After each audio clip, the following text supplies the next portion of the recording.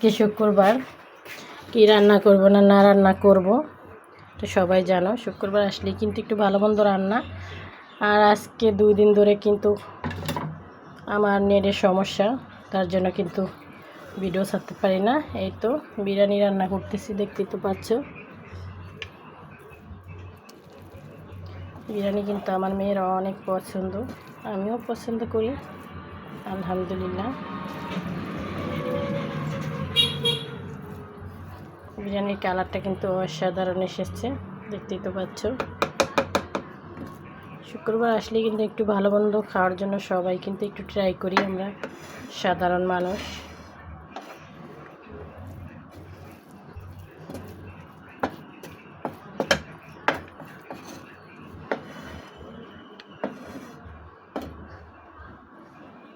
বিরিয়ানির কালারটা just wow এসেছে।